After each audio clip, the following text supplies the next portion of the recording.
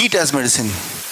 Heat as medicine में ये जो आप देख रहे हैं हॉट वाटर इमर्शन, राइट। एक टब में आप 40 डिग्री का टेम्परेचर होगा, राइट।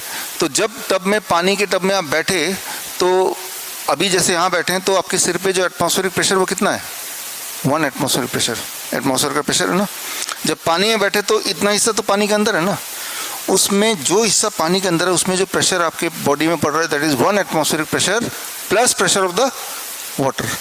यानी कि आधे कुछ पार्ट का बॉडी का एक भाग का एटमॉस्फेरिक जो प्रेशर है वो अलग है, निचले हिस्से का प्रेशर अलग है। प्रेशर डिफरेंस है ना, ये pressure difference plus heat 40 degree, जब ये दोनों चीज एक साथ हो जाता है तो आपका skin becomes the third kidney. Skin तीसरा किडनी बन जाता है। यानी कि जो चीज पेशाब के रास्ते से किडनी फिल्टर नहीं कर पा रही वो स्किन से फिर निकलना शुरू हो जाता है। तो यानी कि आपका क्रिएटिनिन है, आपका यूरिया, आपका यूरिक एसिड है, या एक्सेस पोटेशियम, एक्सेस शुगर है, जो भी चीज फालतू है किडनी उसको नहीं निकाल पा रही है, स्किन के रास्ते निकाल दिया।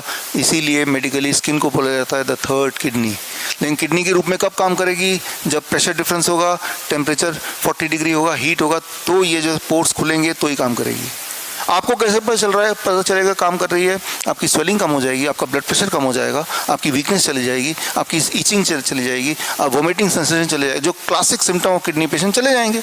तो पता चल गया कि भाई आपका स्किन काम कर रहा है।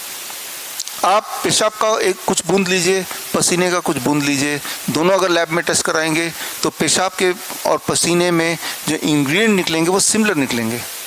पसीने में भी क्रिएटिनिन मिलेगा, यूरिया मिलेगा, यूरिक एसिड मिलेगा, सॉल्ट मिलेगा, और पेशाब में भी सेम ही चीज़ मिलती है।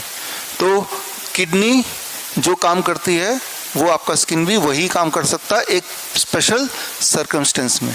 तो जब हमें लगता है कि पेशेंट के बॉडी में टॉक्सिक भर गया है और वो टॉक्सिक भरने से उनका किडनी फेल हो गया है, या कैंसर का पेन है, या ट्यूमर बढ़ रहा है, इसको भी यूज़ करते हैं हॉट वाटर, राइट। तो ठीक इसी तरह से हीट एज मेडिसिन की बात कर रहे हैं।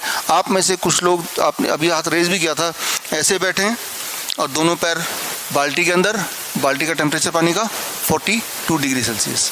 जब आप ऐसा कर रहे हैं तो ये जो काफ मसल है जहाँ से सारे ब्लड वेसल जा रहे हैं इसको स्टिमुलेट कर रहे हैं, और वो हीट को ब्लड के माध्यम से पूरे बॉडी में कैरी कर रहा है।